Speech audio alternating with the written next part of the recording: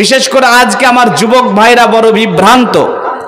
যুবক ভাইদের আজকের উস্তাদ হচ্ছে ইউটিউব থেকে দ্বীনের ইলম অর্জন করছে। কোনো উস্তাদের প্রয়োজন হয় না, আলেম ওলামার আলোচনা শোনা প্রয়োজন হয় না। ইউটিউবকে উস্তাদ মনে করে নিয়েছে, নেওয়ার পরে বক্তব্য শুনছে। যার জন্য তো আজকে আমার অনেক যুবক ভাই দেখবেন আপনার কিছু 3 নাম্বার শ্রেণীর আলেম বের হয়েছে, তাদের বড় ভক্ত হয়ে গেছে। আশ্চর্য হলাম, বড় আশ্চর্য হলাম। আজকে আমার এই সমাজের মানে আহলে হাদিস সমাজের কিছু যুবক এমন কিছু আলেমের ভক্ত তৈরি হয়ে গেছে ইউটিউবের আলোচনা শুনে, যাদের আলোচনা শোনাই হারাম, যাদের বক্তব্য শোনাই চলবে না, এমন কিছু আলেমদের বড় ভক্ত হয়ে গেছে। আজকের ডেটে, আজকে এই 2024 সালের জানুয়ারি মাসের 6 তারিখে ইউটিউবে সবচাইতে মিথ্যুক কাজ্জাব এক বক্তা আছে, যেই বক্তার বক্তব্য শোনা সম্পূর্ণ হারাম। তার নাম হচ্ছে আবু তাহা মোহাম্মদ আদনান। এই ব্যাটার বক্তব্য শোনা হারাম, এর বক্তব্য শোনা যাবে না। কিন্তু আপনার অনেক যুবক আছে তার বড় ভক্ত হয়ে গেছে। আপনি বলবেন, জি মৌলভী সাহেব আপনি আবার কেমন কথা বললেন, ওর বক্তব্য কেন শোনা যাবে না? ওর বক্তব্য শোনা যাবে না তার কারণ হচ্ছে ও একজন মিথ্যুক, খাঁটি মিথ্যুক। বর্তমানে পশ্চিমবাংলার যত বক্তা আছে, বাংলাদেশের যত বক্তা আছে, এর মধ্যে সবচাইতে বড় মিথ্যুক হচ্ছে আবু তাহা মোহাম্মদ আদনান। তার কারণ কি? তার কারণ হলো আবু তাহা মোহাম্মদ আদনান আমরা যে আকীদা মানহাজ, আমাদের যেটা বিশ্বাস, সেই বিশ্বাসের উপরে থুতু নিক্ষেপ করেছে।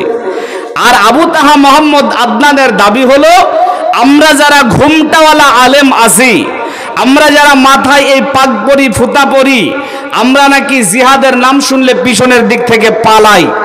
এটা একটা মিথ্যা কথা বলেছে। আচ্ছা ভাই আপনারা বলেন তো, বাংলাদেশে কোনোদিন যুদ্ধ হয়েছে? কথা বলেন, হয়েছে? বাংলাদেশে যুদ্ধ হয়েছে? হয় নাই। তাহলে আবু তাহা মোহাম্মদ আদনান যে বলল যে ঘুমটাওয়ালারা জিহাদের নাম শুনলে পিছনের দিক থেকে পালাই, তো কবে পালালো?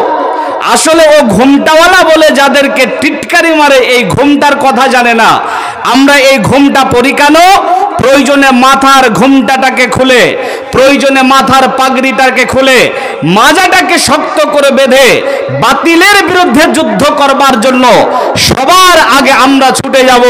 যার জন্য আমাদের এই ঘুমটা, আমাদের এই ঘুমটাটাকে নিয়ে আবু তাহা মোহাম্মদ আদনান টিটকারি করেছে, আমাদের মানহাজের উপরে মিথ্যা অপবাদ দিয়েছে, থুতু নিক্ষেপ করেছে। যার জন্য এই মিথ্যুক কাজ্জাব 3 নাম্বার শ্রেণীর 3rd এই কাজ্জাব বক্তার বক্তব্য শোনা হারাম। আজকে আমার যুবকেরা আলোচনা শুনে না, যখন কোরআন সুন্নাহর আলোচনা হয় জিলেপিওয়ালা, ফুচকাওয়ালা মেলায় মেলায় ঘোরাঘুরি করে, আর ইউটিউব থেকে তাদের আলোচনা শ্রবণ করার পরে তারা আকীদা মানহাজকে হারিয়ে ফেলে, আর ওই ধরনের কাজ্জাব বক্তাদের বড় ভক্ত তৈরি হয়ে যায়। যার জন্য আমি বলি যুবক ভাই, আসুন আপনাদেরকে মিষ্টি মিষ্টি কথা বলে আপনাদের ইমানকে যে হরণ করে নিচ্ছে তাদের বক্তব্য নয়, ডাইরেক্ট কোরআন হাদিস আলোচনা শ্রবণ করুন। বর্ধমান থেকে এসেছে নূর মোহাম্মদ খাতির সাহেব, আমি ছোট মানুষ এসেছি, কোরআন সুন্নাহর আলোচনা শ্রবণ করে আপনার ইমানি জজবাকে বৃদ্ধি করুন। ভাইজান, আমার আলোচনার বিষয় হচ্ছে তাওবার গুরুত্ব। উল্লেখিত বিষয়টা বোঝার জন্য আপনাদেরকে ছোট্ট 2টি প্রশ্নের জবাব দিতে হবে। সবাই বলবেন, বলেন তো ভাই, আমরা যারা এখানে অবস্থান করছি, ছোট হোক বড় হোক, নারী হোক পুরুষ হোক, ছেলে হোক মেয়ে হোক, আলেম হোক আর বক্তা হোক, যারাই আমরা এখানে আছি, আমাদের কারো কোনো গুনাহ নেই, এইরকম কোনো দাবি আমরা করতে পারবো? কথা বলেন, পারবো? আমাদের কিন্তু গুনাহ আছে, জানতে হোক অজান্তে হোক, বুঝে হোক না বুঝে হোক, ছোট হোক বড় হোক, আমরা কোনো না কোনো গুনাহ আমাদের দ্বারা করে ফেলেছি। আমরা গুনাহ করি ঠিকই, কিন্তু আমাদেরকে দেখে মনে হয় যে আমরা কোনো গুনাহই করিনি। একটা মাছ আছে, মাছটার নাম হচ্ছে বান মাছ, দেখেছেন আপনারা? কথা বলেন, বান মাছ দেখেননি মনে হয়? কাদার মধ্যে থাকে ওই মাছটা, কাদা থেকে টেনে বের করতে হয়। কি বলেন আপনারা? বাইম মাছ বলেন। আচ্ছা বলেন তো, বাইম মাছ পানিতে থাকে না কাদায় থাকে? কাদায় থাকে। ওকে আপনি কাদা থেকে টেনে বের করলেন, তো ওর গায়ে কি কাদার কোনো আঁচ থাকে? থাকে না। থাকে কাদায়, অথচ তার গায়ে কোনো কাদা লেগে থাকে না। আজকে আমাদেরকে দেখে বড় আল্লাহওয়ালা মনে হয়, মুখে দাড়ি, মাথায় টুপি, কপালে একটা সলাতের ঘোটা পড়ে গেছে, আমাদেরকে দেখে মনে হয় যে না কত বড় সুফি মানুষ, অথচ একটু তদন্ত করে দেখুন গোনাহের সাগরে হাবুডুবু খাচ্ছে। মানুষ গোনা করে কিন্তু দেখে মনে হয় যে না কোনো গোনাই করেনি। আমাদের দ্বারা গোনা হবে, গোনা হয়েছে, গোনা হচ্ছে, এ কথাই ঠিক। গোনা আমাদের দ্বারা হবেই। আবু হুরায়রা রাদিয়াল্লাহু তাআলা আনহু বলছেন, আন আবি হুরায়রা রাদিয়াল্লাহু তাআলা আনহু قال قال رسول الله صلى الله عليه وسلم والذي نفسي بيده لو لم تجنبونا لا ذهب الله بكم ولا جاء بقوم يذنبونا فيستغفرون الله فيغفر لهم। এই নবীর উম্মতের দল, আল্লাহর গোলামেরা ভালো করে শ্রবণ করে নেন, আমাদের দ্বারা গোনা হবেই, গোনা হয়েছে, গোনা হচ্ছে, এ কথাই ঠিক। বিশ্বনবী বলেন ওয়াল্লাজি নাফসি বিয়াদিহি, ওই আল্লাহর কসম, ওই আল্লাহর কসম যার হাতে আমার জান রয়েছে, আল্লাহর নবী কসম করে বলছেন লাম তুজনিবনা, বিশ্বনবী বলেন উম্মত রে, যদি তোমরা গোনা না করতে, লা যাহাবাল্লাহু বিকুম, তো আল্লাহ তোমাদেরকে ধ্বংস করে দিতেন, ওয়ালা বিকৌমিন, আর তোমাদের পরিবর্তে এমন একটা কমকে তিনি আনতেন, ইজুনিবুনা, যারা গুনাহ করত, গুনাহ করার পরে ইস্তাগফিরুনাল্লাহ, আল্লাহর কাছে ক্ষমা চাইতো, আল্লাহ তাদেরকে ক্ষমা করে দিতেন। এই হাদিসের আলোকে আমরা যেটা বুঝতে পারছি সেটা হচ্ছে, বিশ্বনবী বলছেন আমাদের দ্বারা গোনা হবেই, গোনা আমরা করবই, গোনা আমাদের দ্বারা হবেই, এ কথাই ঠিক। এবারে আপনারা বলেন আমাদের দ্বারা গোনা হবে, গোনা আমরা করব, এ কথা ঠিক, তবে গোনা জিনিসটা কি ভালো না খারাপ? কথা বলেন, ভালো না খারাপ? গোনা জিনিসটা খারাপ। আমরা জানি গোনা খারাপ, আমরা মুসলমান, তাই এটা বিশ্বাস করি যে গোনা খারাপ, এমনটা নয়। হিন্দু মানুষটা, যেই ব্যক্তি গণেশের পূজা করে, দুর্গার পূজা করে, কালীর পূজা করে, এই ব্যক্তিকেও জিজ্ঞাসা করেন, সেও বলবে গোনা জিনিসটা ভালো না খারাপ? বলবে না? বলবে না? গোনা খারাপ। খ্রিস্টান মানুষ, সেও বলবে গোনা খারাপ।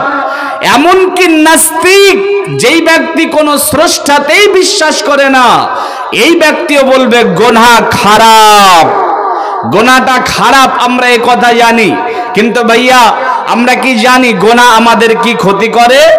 গোনা আমাদের অনেক ক্ষতি করে, গোনা আমাদের অনেক ক্ষতি করে।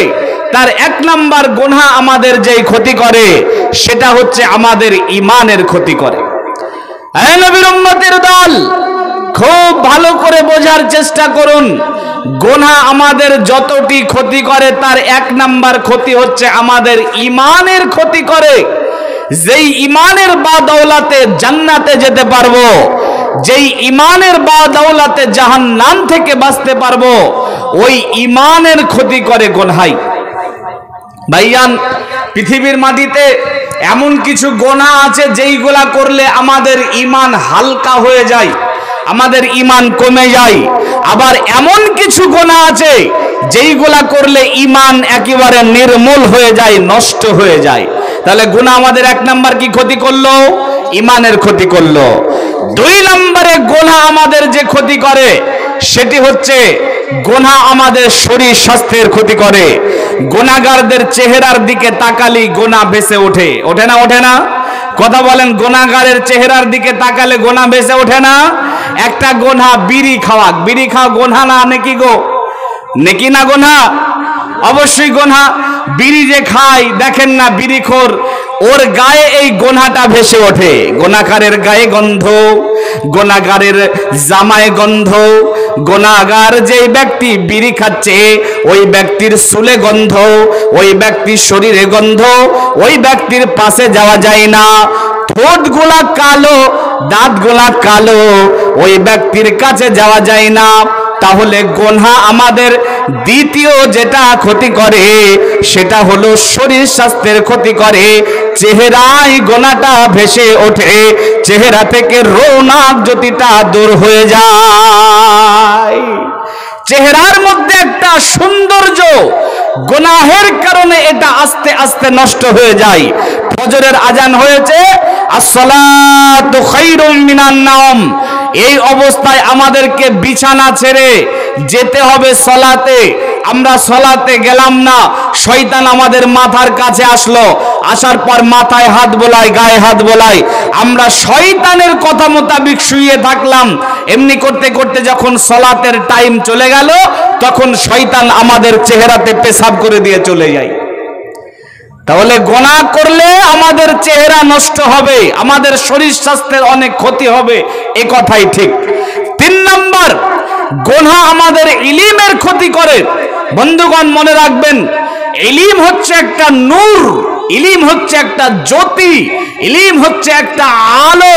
আল্লাহ রাব্বুল আলামিন কোন পাপীকে, কোন গুনাহগারকে দ্বীনের ইলম দান করবেন না, ইলম দান করেন না। তার কারণ হচ্ছে গুনাহ হচ্ছে আধার আর ইলম হচ্ছে আলো, নূর, জ্যোতি। আধার আর আলো একসঙ্গে থাকতে পারে না। 4 নাম্বার, গুনাহ আমাদের যেটা ক্ষতি করে সেটা হচ্ছে বিচারের ময়দানে আল্লাহ রাব্বুল আলামিন আমাদের গুনাহকে আর আমাদের নেকিকে ওজন করবেন। যদি আপনার গুনাহটা ভারী হয়ে যায়, যদি নেকিটা হালকা হয়ে যায়, তাহলে এই গুনাহের কারণে জাহান্নাম যেতে হবে।